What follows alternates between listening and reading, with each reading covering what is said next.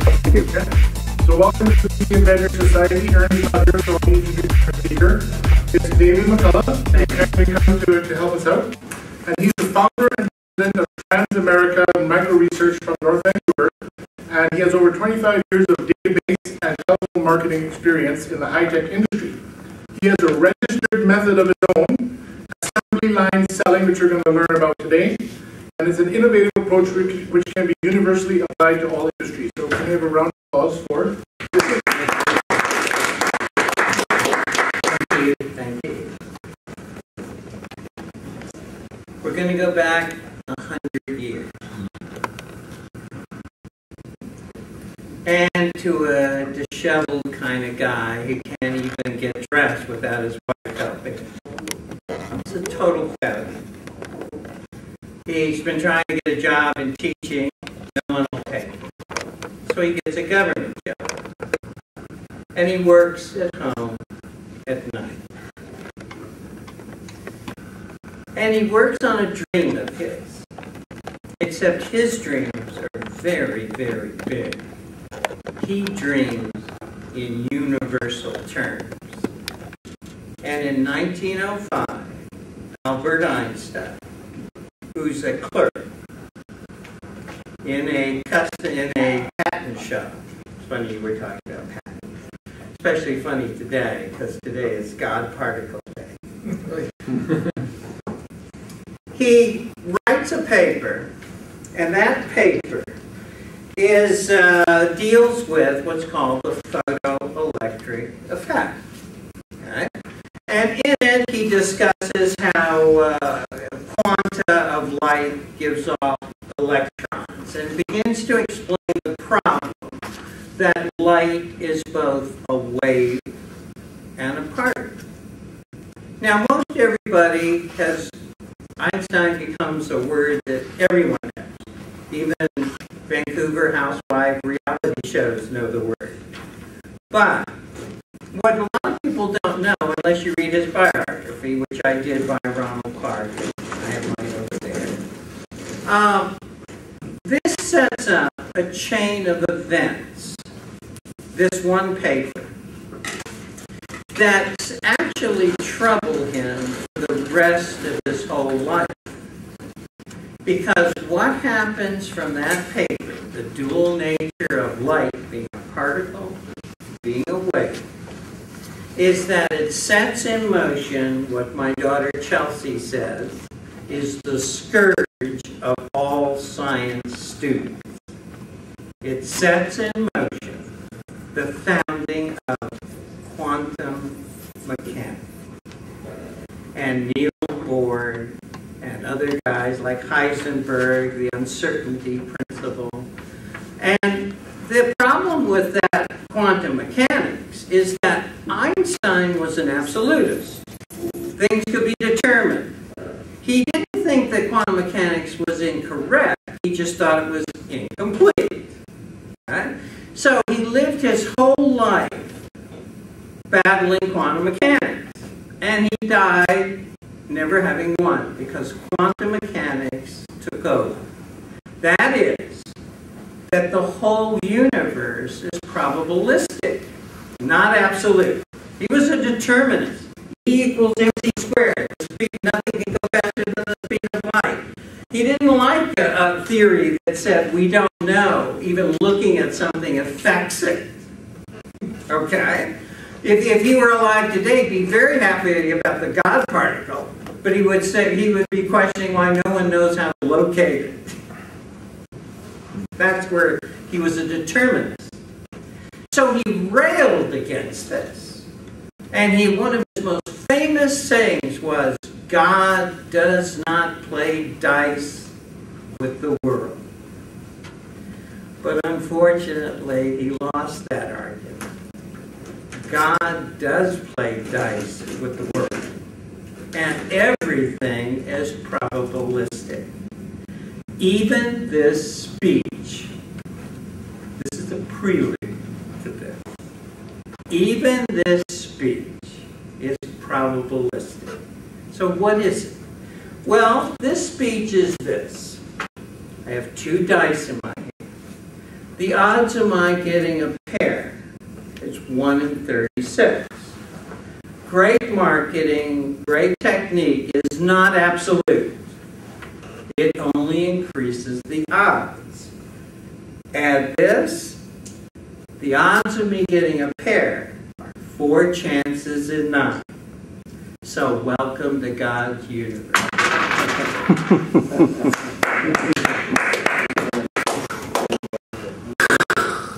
There's a crash right there.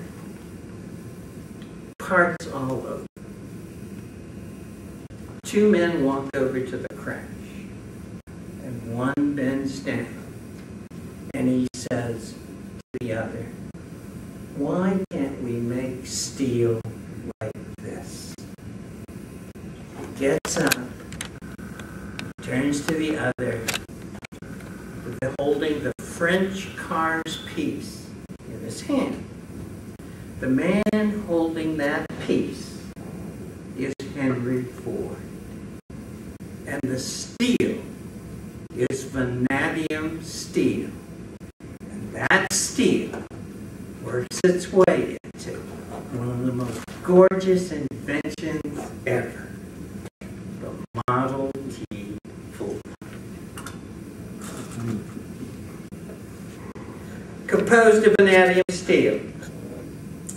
Everyone who voted for the best car, the most important automobile ever made during the millennium, picked that. Because of the way it was made, how it was made, how it was conceived, what it did, how it broke barriers. It was a wondrous invention. It wasn't that he invented cars. No, cars were in the 1800s, the late 1800s. We're in the early 1900s. The irony is Einstein playing dice and Ford playing cars are just about the same time, and most people never think of that. Early 1900s, the 2 men, one playing with that, one playing with the universe. Okay? So what makes it so beautiful, and why is it beautiful?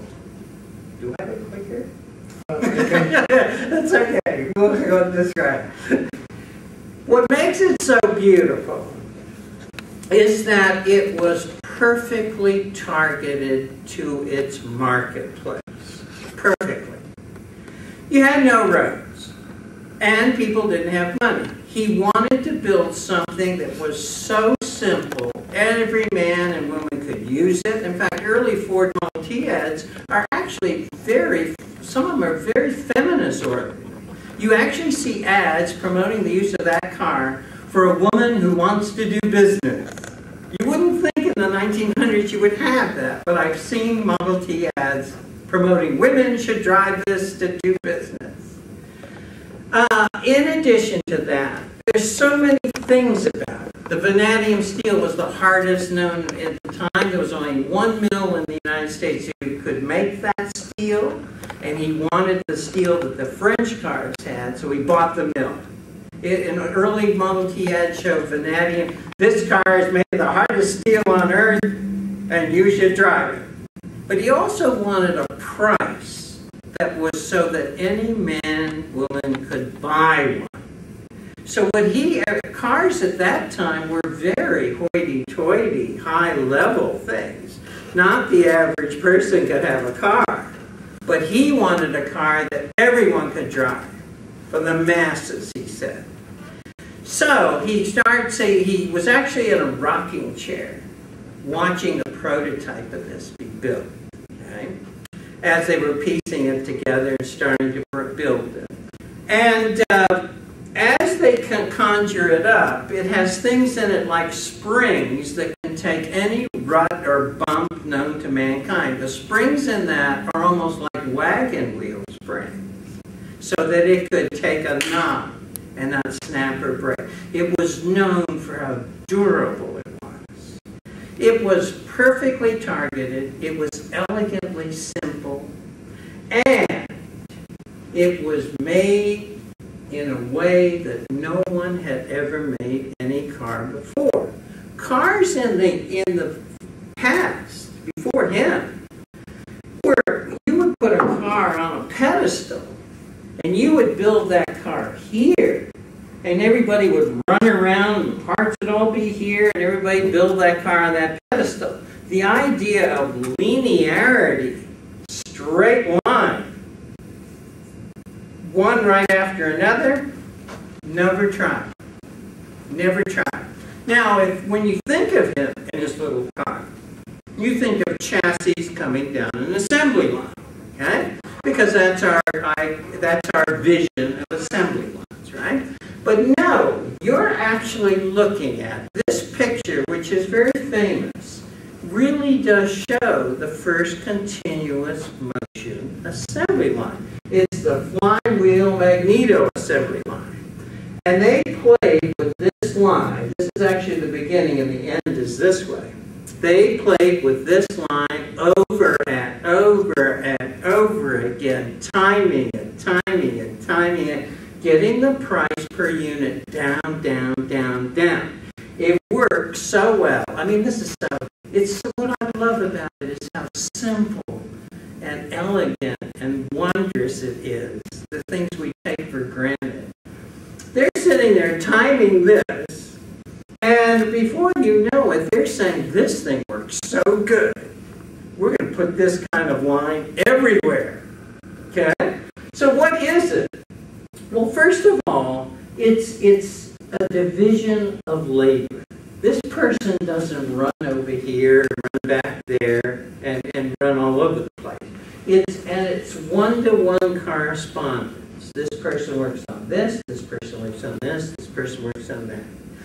It's continual linear motion. That is, these rings or magneto wheels go down the line, keep going, so that new keeps going and old keeps coming off the line. So one of the things you have to do in assembly lining is perfect timing. Okay, so we're adding timing to our story, right? Remember where we're going with it? Because sometimes it sounds like it's only the Model T. We're actually going into marketing and selling it. But right now we're talking about timing, okay? The bins have to be full all the time, or the whole process stops. You have to keep putting rings on here, or the process stops. And not only that, you have to use what you're spinning off the line into cars, where you end up with a huge pile of magnetos, and the whole factory's full of magnetos. So they have to constantly be consumed by other assembly lines. So timing is like impeccable. He was known for interchangeable parts. Would you say big deal, David? We all have interchangeable parts. Yeah, but 100 years ago, it was a really big deal. In the early days of the automobile, the inventor of the Cadillac, and by the way, you hear all the names that are still existing when you look at his history. The guy playing with the Cadillac at the time, to prove his parts were interchangeable, drove 3 Cadillacs into a crowd, right? Disassembled all 3 Cadillacs, put all the parts in a pot, then reassembled all the Cadillacs, drove them 500 miles just to prove his parts were interchangeable. Something we take for granted, right? But that's such a big deal because without interchangeability, without that bolt fitting into every wheel that comes its way, you can't have speed, you can't have assembly lines, and you can't have continuous motion. Okay? So you've got a number of elements here. Division of labor, perfect timing, perfect targeting. You also have interchangeability and linear motion. And we're going to take that analogy and we're going to bring it in to selling anything to anybody. Right? Yes. Glad you're getting it. You go. We went over Ford. Okay? Simplicity, perfectly targeted, constructed with interchangeable parts, flawless timing, assembled in a continuous moving line, powered by motorized conveyor belts or gravity will work. staffed by a division of labor that work on various stages of manufacture to meet a compelling demand. His compelling demand was he wanted a car so low in price that anybody could build it. So as the little T started to get going and people wanted it, they had to keep more and more assembly line studies. He actually, it's so wonderful when you think that he had the same 24-hour day you and I had. He had no internet, no Twitter, no LinkedIn, no TV, no airplanes, airports, right? And they're doing this stuff. Want to hear something amazing? He had a dream that he would one day produce a Model T 1 a minute. On October 31, 1925, the Ford Motor Company produced 9,101 Model Ts in a single working day, averaging one every 10 seconds. Wow. No assembly line ever did that again. And this is without computers. Okay? Here's something else. The guy who comes over with him from another company, and by the way, Ford failed twice. He didn't hit this right, but you read him and you'll all be inspired. Because you're all inventors, right? And half of inventing is failure. But the guys who win get past the failure and keep going. And he got defeated twice, and this is like his third attempt, all right? He brings over a bookkeeper from a company that he buys out or sells to him or something. The bookkeeper is amazing. First of all, he's the bookkeeper, but he also manages purchasing, and he does distribution. Now listen to this. Same 24-hour day you and me have. That guy sets up a Model T distribution network so that every town and city in the United States with a population of 1,000 or more people had a Ford dealership. He set up 7,000 dealerships. He would go into a town, go to the banker, and he'd say to that banker, "Hi, we're with Ford Motor Company and we'd like to deposit some money in your bank." Then he'd say, "Oh, by the way, we're going to be bringing a new dealer in here. You'll help finance him, won't you?" And then he did that over and over again. Isn't that great? Isn't that great? Yeah. Simplicity. Simplicity. Simplicity really works. Even in this age, simplicity works. Okay?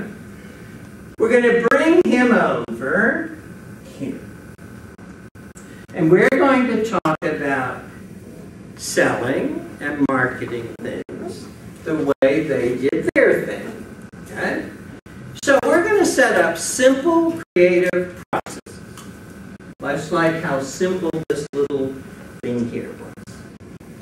We're going to perfectly target it just like Henry did. He saw the world as it was. He saw the income. He saw the roads. He said, "I'm going to make something for that world." Okay? So we're going to perfectly target like he did. Instead of interchangeable parts, like our guy with the Cadillac, we're going to have an interchangeable message that uses component parts. Okay? And we're going to set that message in to flawless timing. Then we're going to process it in continuous linear motion. We're going to power, instead of conveyor belts or gravity, we are going to power with contact management software. Okay? And we're going to do it with a division of labor, one-to-one, working on stages of selling as opposed to stages of manufacture. So we're going to break the whole world up into component parts so that all of you, when you leave, will never again be afraid to give a somebody you don't know. I don't care if you're raising money, looking for partners, trying to get dealers. I don't care what you're doing. You will never be afraid again. And you will be good. You will be good. Okay. What's the compelling demand? Why do you need assembly lines to sell something? This first part is depressing. You're saying, David, you raised your spirits, now you're crushing. Well, hang on for the ride. That's all I can say. But here's the thing, all right? And this works the other way psychologically. In the sense that this is the way the world of images about your invention across whoever you're trying to get attention with really works. What we're doing is throwing the dice with one more die. Okay? But this is why you need to have an assembly line. Because, according to this man, J. Conrad Levinson, to get a sale from a prospect, that prospect has to register an image of you a median of 9 times. So you're saying, oh my God, right? 9 times. That's what most people do to buy something. You may think, you may have a lucky sale, right? Everybody has one. Just call and, well, I'll take it, right? But to tell you the truth, because I come out of the high-tech world, that's a killer for most high-tech companies. You know how they get started? They do a project for their brother, who just loves the software. And then they think, the whole world's going to love this. No, the whole world works like this. 9 images across the brain, okay, to get a sale is the median. But this also works the other way. It tells you don't be disappointed when you haven't hit these numbers yet. Okay, you go out there and get slapped around. That's not really all those images yet. You haven't worked your market yet. Like just showing up at a trade show and you get, I don't want it, I hate it, good. All right, I want you to think of this and think of images. Prospects miss 2 out of 3 images. So that means a fax, a letter, a phone call, they miss it. Okay, goes by, they don't listen to the voicemail, it's missed.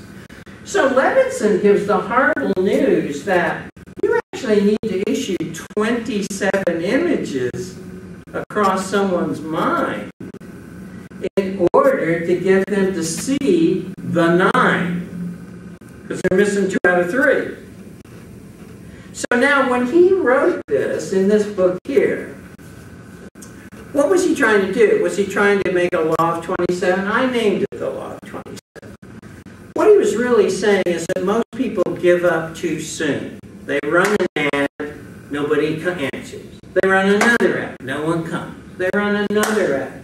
The phones are dying, I'm dying here. Okay? And then he says, just as they reach critical mass across the minds of their target, they chicken out. Pull the ad, nobody's coming.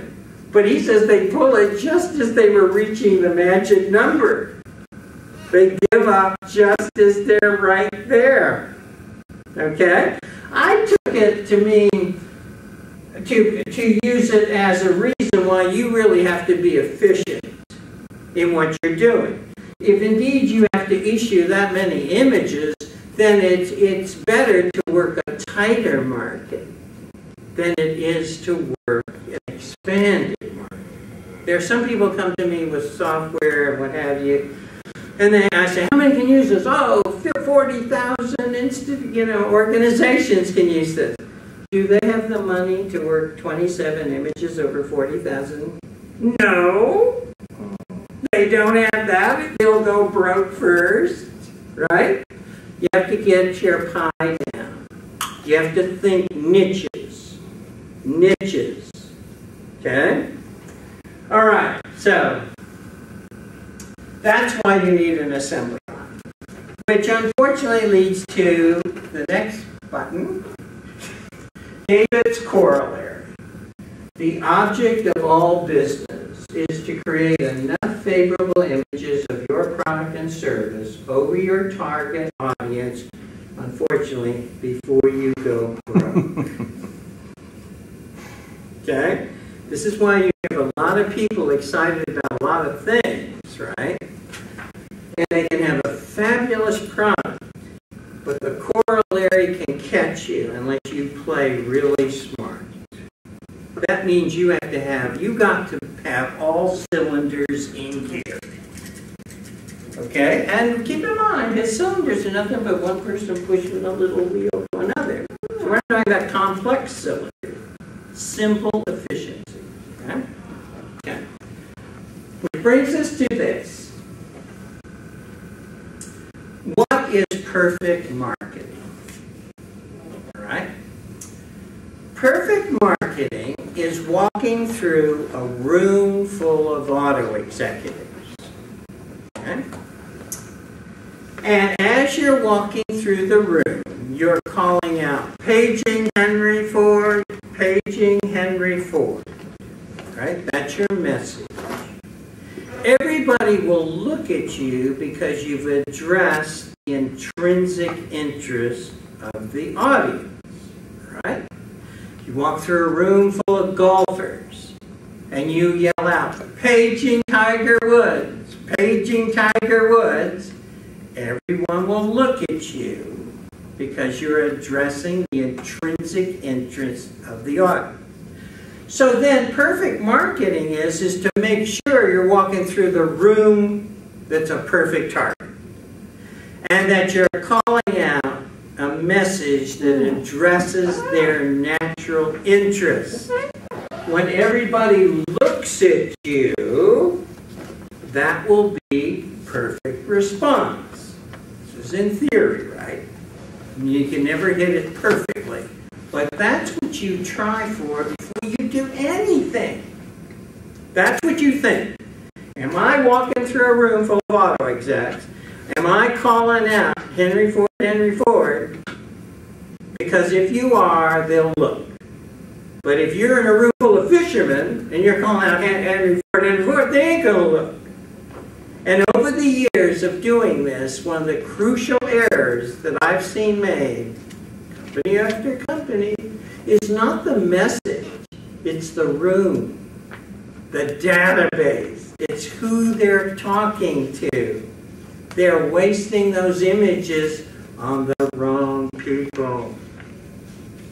They are not addressing the intrinsic interest.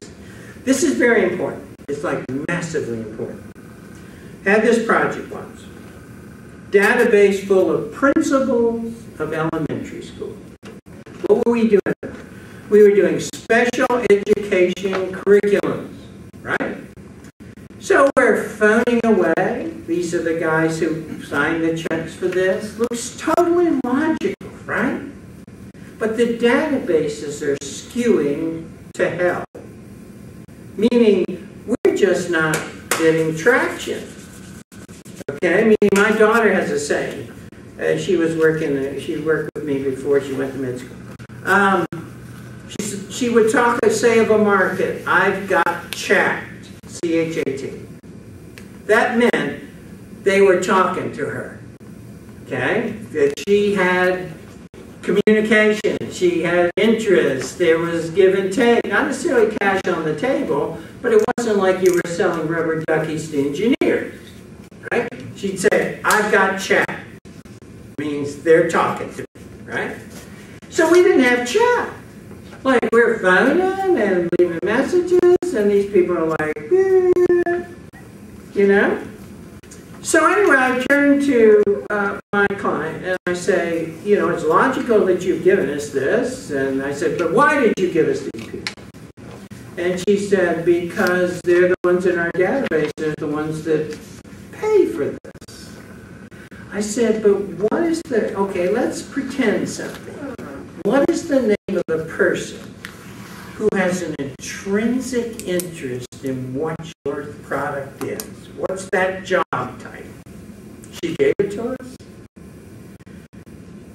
Everything turned around. Used the same database that had the principal and went after the reading specialist. Because that was the one who had an intrinsic interest. Now, some people would say, but they're not signing the check. Who cares? They're the auto execs in the room. They cared about it. They would take this and they would go to the principal and say, I want to buy this. Okay? I want to buy this. I don't know how many rooms I'm in. Doesn't matter what. People go after the decision maker of their check, you know. So they're chasing presidents, CEOs. But you know, these guys are, it's a paper towel dispenser. What do you want? It's the janitor it cares about. Right? It's not to say that you can't work it that way. But sometimes you gotta go to the person who's into it every day. An intrinsic interest. Okay? Okay. Next. Okay. There's a trick that all of you can do, a technique. Sometimes when you're searching in databases, you might say, I want to sell this to gas stations, right? So we'll talk about getting databases of gas stations or whatever. And so when you do that, you're what I call forward searching. That's what we've named that. I have a product, it goes to gas stations. Computer, give me gas stations, right? But there's something else to be considered that I call reverse searching. Now, what is that? Reverse searching is who's buying your product now. If you never sold to one, who's interested in it now. Then you go into the databases I'll show you and say, computer, give me this person who's buying from me now. The record pops up, as I'll show you, and it breaks out to Standard Industrial Classification Codes, which is a codified system of industries, or NAICS codes, which is another classification of industries, employee size, annual revenues, locations. Then, once you have the known that my customer is this, and this, you say to the computer, computer, give me everybody who looks like this person. That's reverse searching. Right? You sometimes will be amazed at that, at what the computers, and I'll show you, will tell you. You'll suddenly say, wow, I thought it was this, but no, it's this. And employee size that, no, it's guys this big. It doesn't always give you a clean, we just did one this morning before I came here. First set was like garbage. It was like all over the place with codes and everything. I said to them, don't grab to this, it's crazy. But then we went to their current set of customers. You know, this was their wish list, and this was who was really buying. That group broke to wholesale distribution. Broke to wholesale. You could see it. Wholesale, wholesale, wholesale, wholesale. You know, that means where there's smoke, there's fire. Right?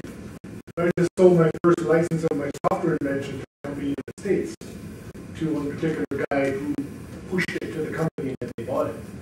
So as you're saying this, that's what I'm thinking. Okay, what would be a similar guy to that? Yeah, what would be a similar company to that? Yeah, and I'll show you how to get to that. Okay. You don't know it, but you're about to head to Point Rock. Which is coming up. Okay. Oh, we're back. We're heading there now. Okay. In this presentation, I'm giving you 3 of my favorite databases. This is where you can go to build perfect target. Okay? Or at least remember remember, add one more dice to the game, all right? Meaning increase your odds of probability. So, one of my favorites is WCLS, Whatcom County Library System in the United States, which is just across the border. Okay. And why do I like them? Okay, they have a database system that is called Infogroup. Okay? So if you go down, you don't have to go to Whatcom County. All you have to do is go www.wcls, go to the Point Roberts branch. You'll see this very nice librarian called Chris. And Chris will sell you a library card for $40 a year. Okay? And that will give you access to tons of things. It will give you access to what's called Infogroup Reference USA, Reference Canada. And you have 14 million U.S. businesses, 4 million new U.S., 1.5 million Canadian businesses that you can play targeting with. Okay? Now, if you're just in Canada, the Vancouver Public Library has this online, but hard as hell to find. So most people I've ever showed this to have never done this. But if you have a library card from VPL, you can go into their database systems and find Reference Canada, which is the Canadian sister of this. But if you want US and Canada, Whatcom County's got a library card, $40 a year, and she takes credit cards. Okay, so what have you got in it? Let's show you. All right, first of all, it's targeting heaven for reverse searching. Okay, so first of all, we were given a list the other day. Must have had about 20-some companies on it, 30. There wasn't one we didn't find in this. So when we found it, we were able to do all. I better not stay here. Okay. You can go by searching on the SIC codes, see steel, and I don't know. Does everybody know SIC codes? What I need to go with? Okay. All right, so you can break the codes, you can break the number of employees, you can break the sales volume, you can break and there's another tricky one there that you can search for branches, headquarters, subsidiaries, or what have you. But it doesn't hurt you to reverse search your sale and say, computer, find this guy, and then see what they break to. Then you can say, computer, give me everybody who looks like them. Okay? No miracles here, just another day. Okay?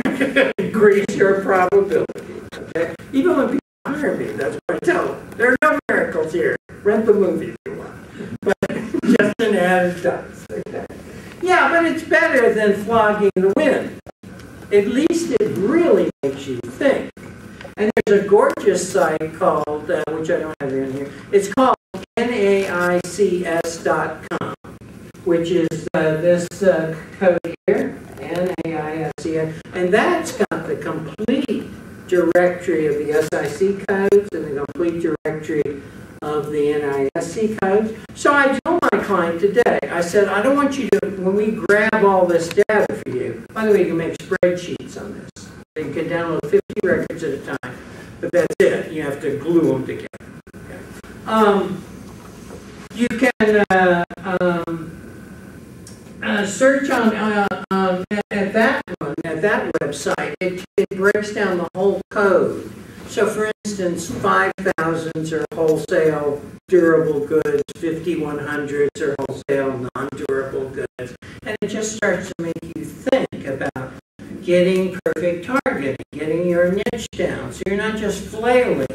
It breaks my heart sometimes. I see these local trade shows, right? And they're downtown at some place. And I see people, selling this niche kind of software where the probability of having a customer walk by them is like 1,000,000,000 to 1.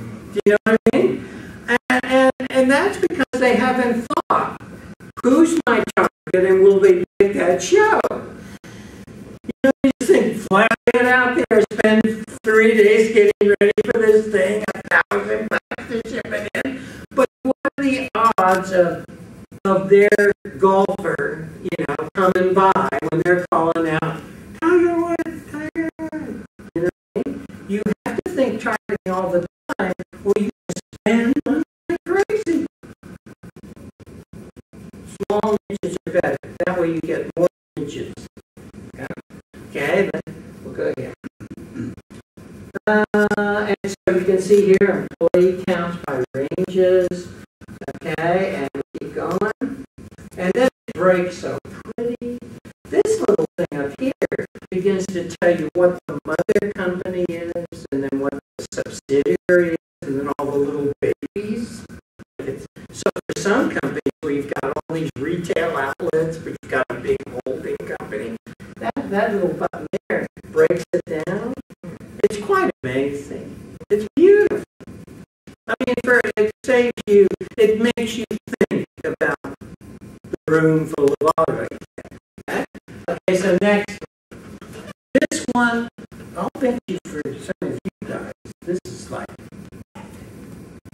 okay, suppose you wanted to attack nothing but factories, plants. You had an invention for the world of manufacturing or refineries or food processing, right? I mean, can you imagine how hard it is to find that? I mean, what are you going to do? Heinz ketchup, right? What's that going to give you? It gives you the headquarters, right? It's not going to give you the plants. The plants, the factories, right? This is one of the most undersold, least known databases on the planet Earth. It is fabulous. If you're selling into, let me show you. If you're selling, can I go here?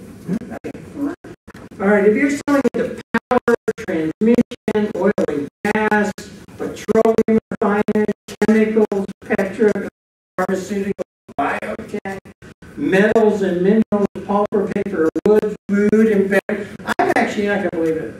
I've used this to chase pet food plants for something that gets rid of odor coming out of the pet food.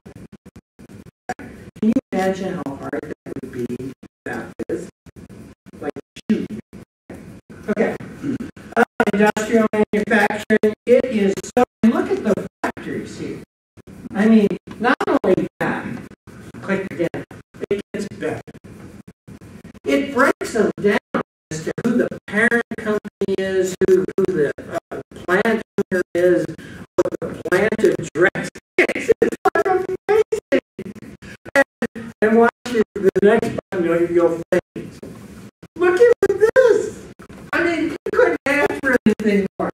The plant manager, the maintenance manager, the purchasing manager, and they actually, I know, it's like unbelievable. Sometimes, but not all. But you're right. Sometimes. But this date here, quality control, they religiously update their records yearly. And so and not only that, this is a living data. You can download it into your contact management software. When you get it, you actually buy an annual subscription. So it's living. They're telling they're working on it while you're working on it, right?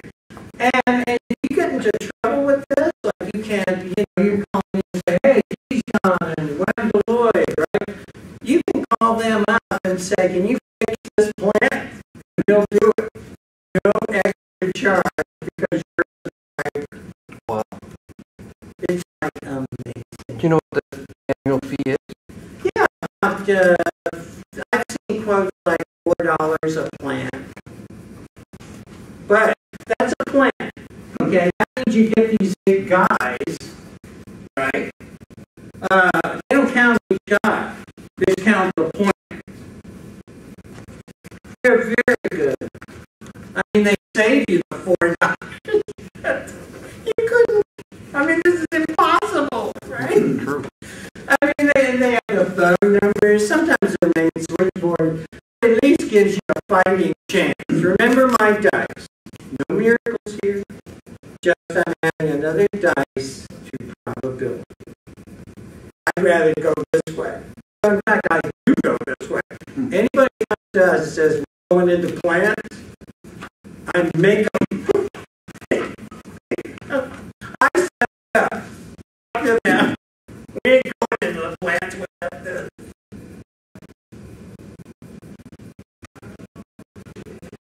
Okay, the next one. This is supposed you have this problem. This is more for the software guys. But nonetheless, it's a beautiful database.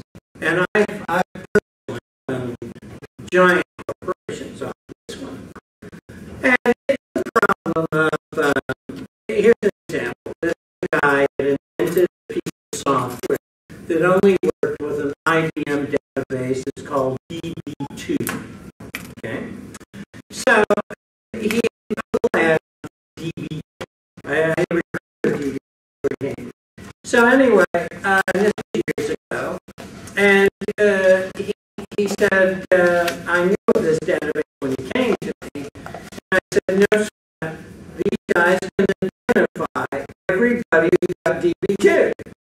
So they can identify how many computers they have, what software they have on site, everything.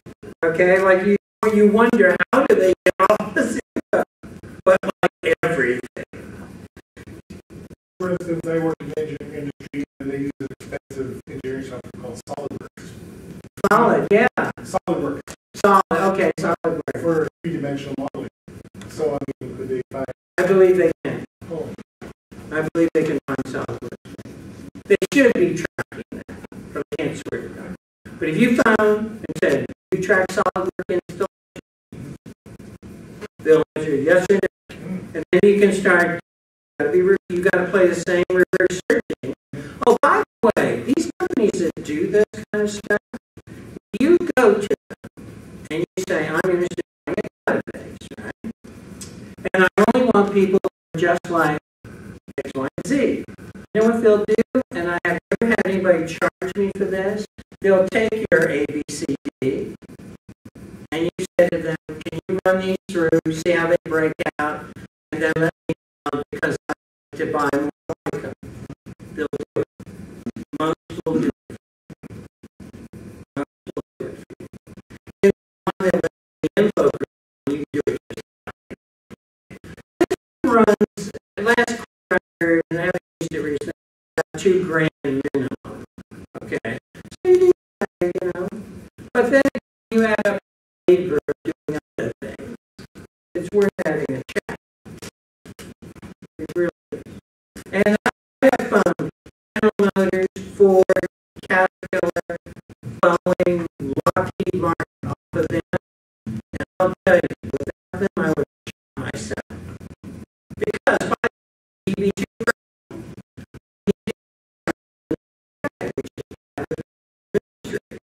they not only did I have DB2,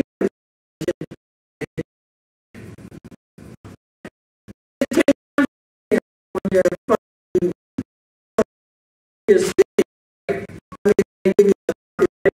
like I remember records, 10,000 books. But they're not soon. One of those one of my favorite states to find is Illinois. The Midwest is like, you're from this planet, I'm from this planet, you're in business, I'm in business, let's talk business. It's just a different world. But everybody here is sucked into California. I'll call Chicago any day. It's just, right?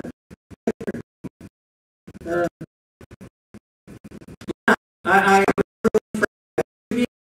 trading back and forth.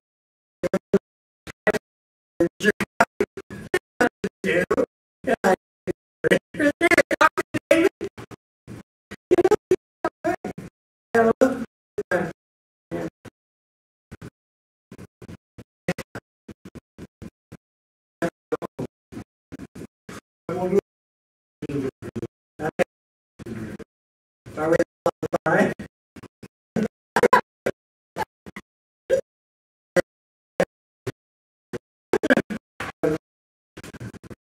You can push along. Tell me when to shut up.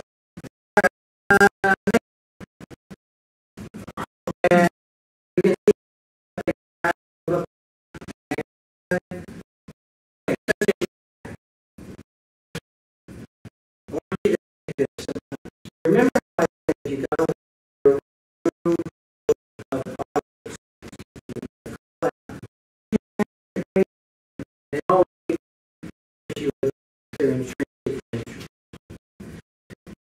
They sometimes associate in the library encyclopedia association. It's like yellow pages association. So now you say, what the hell? Let's suppose you have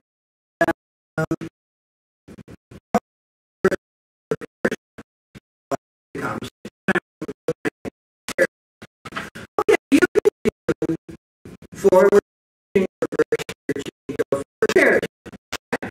But remember, the name of the game is the line 27 will write you. So suppose there's a association of repair damage.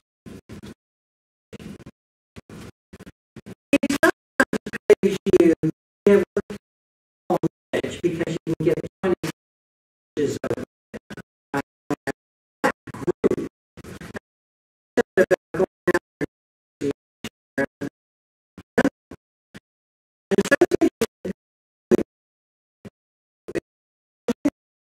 Rolling a stone, prospect. That's not the case. You know,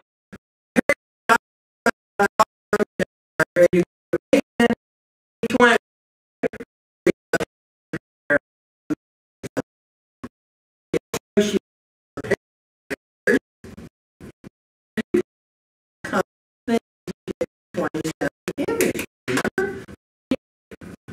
join them. That's great because you can service you then call it. Call it. Hi, what is this? We just want to send me okay, different kind of stuff.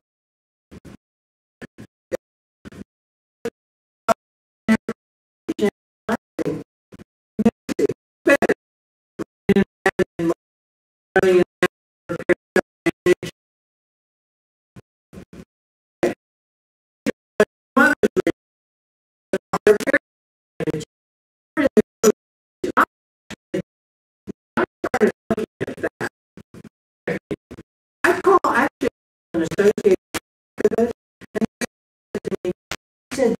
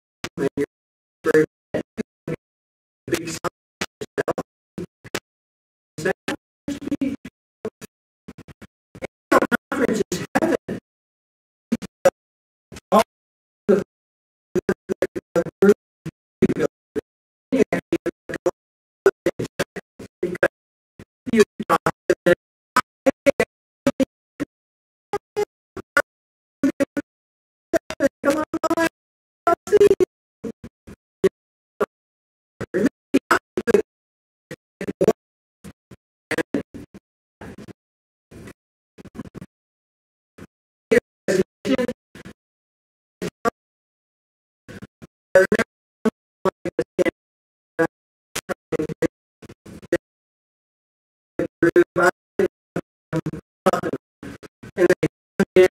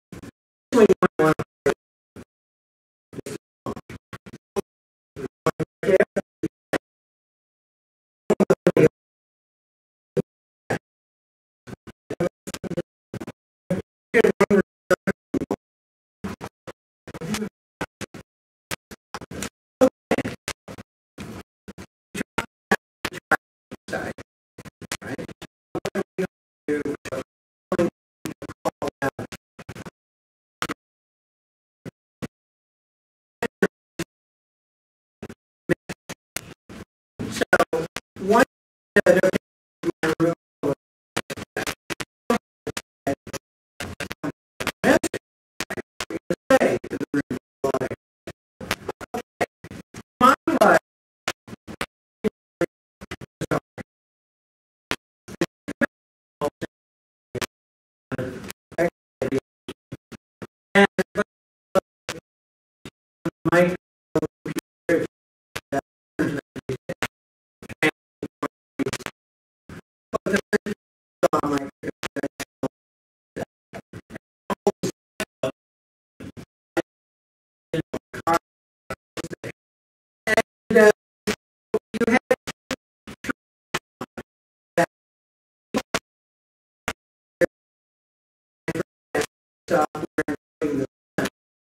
and then at the same time,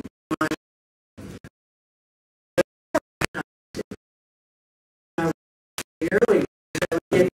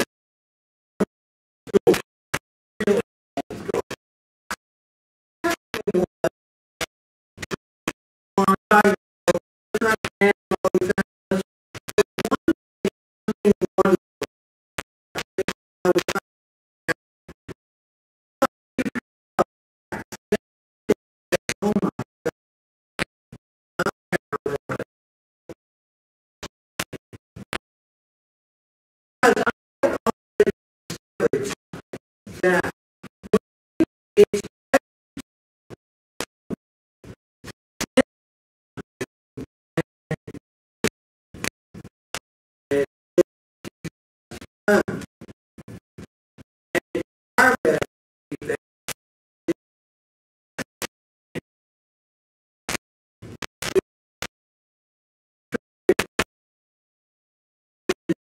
follow-up and perfect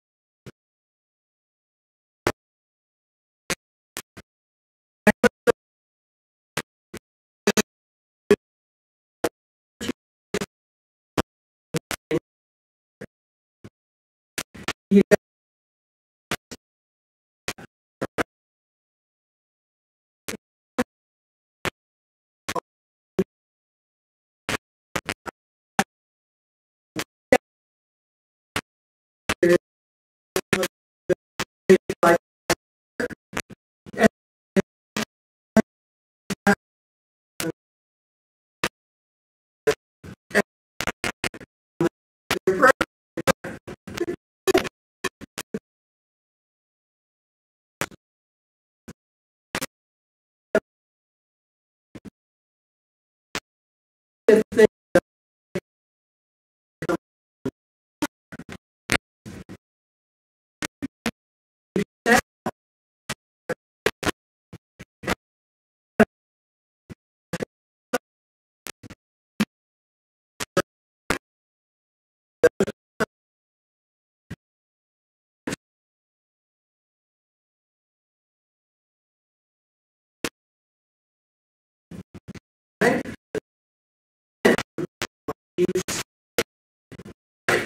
image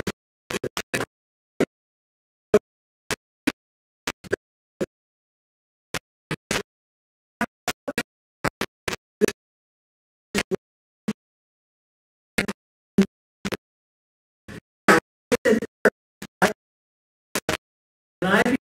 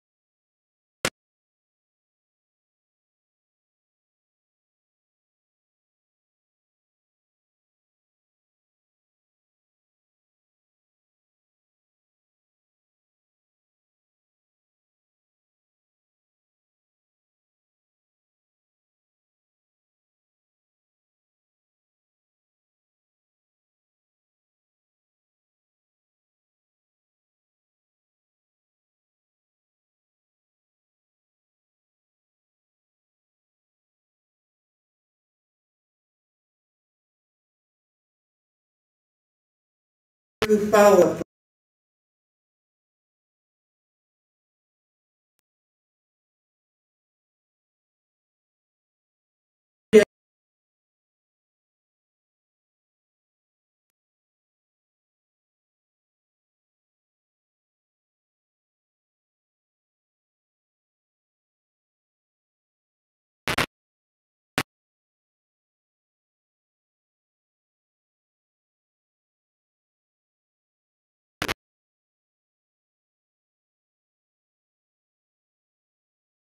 Info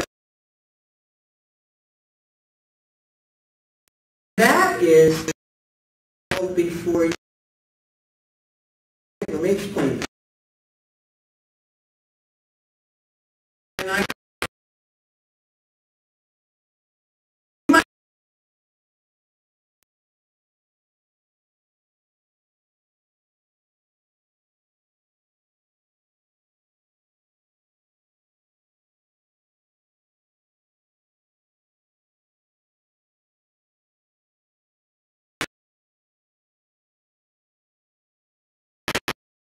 okay. Oh.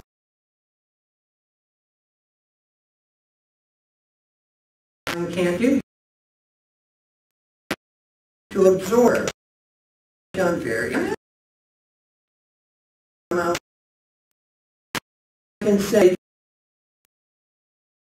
it's kind of cute. Them knowing that, oh, what do you do? What? You know,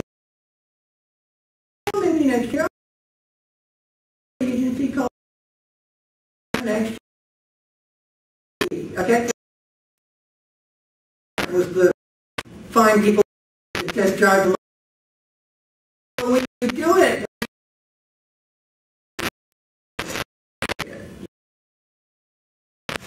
and somebody most interesting we ever had used that all over why we're losing characters. You can imagine you're going to want you to tell us what? It's possible. Mark out.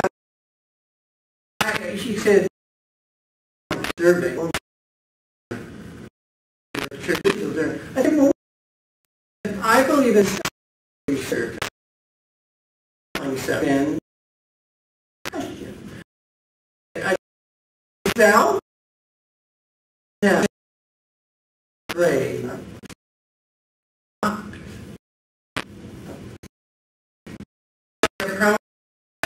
Nothing but so right. They get the group. They and she there to sell went in sold this and you know we guys the time yeah oh you can this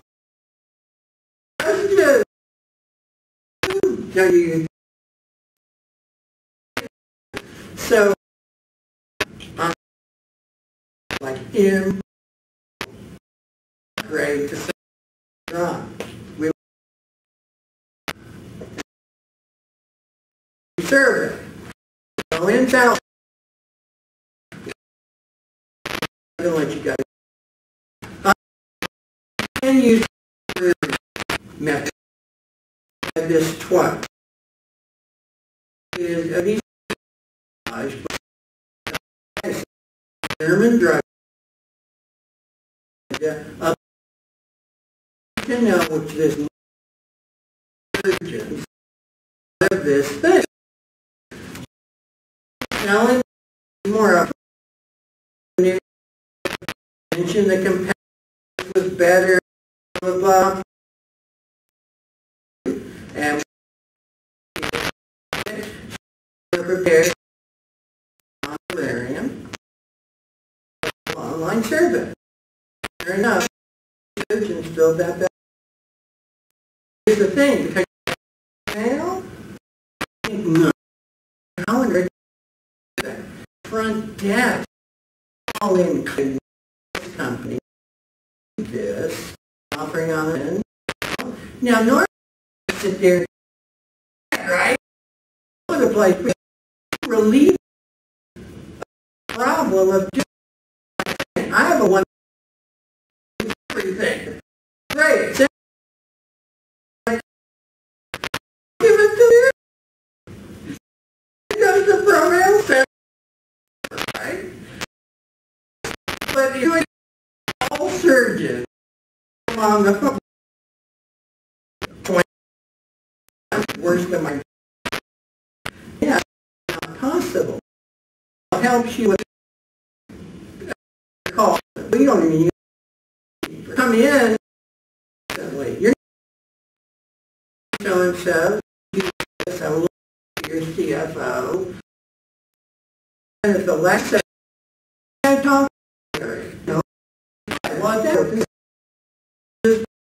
Right? That's what happens, right? Sure on your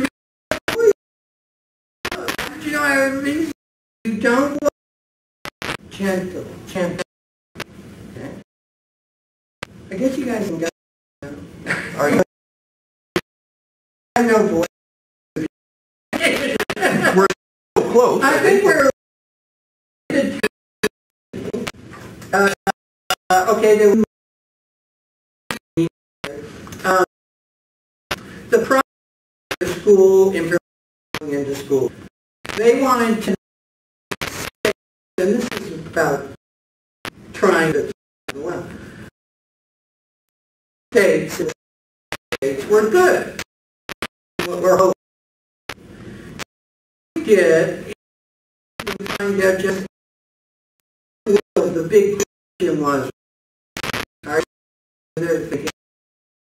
but the key question is because in that, those systems is called obsolescence. Like say,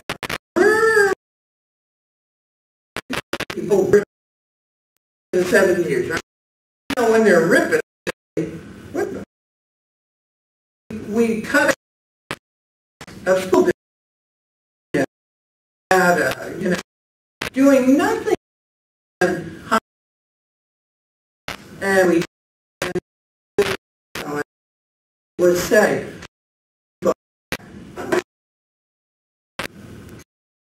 just that research, right? Did you that, right? And all, what kind of do you have now? How long do you have? The whole that was that.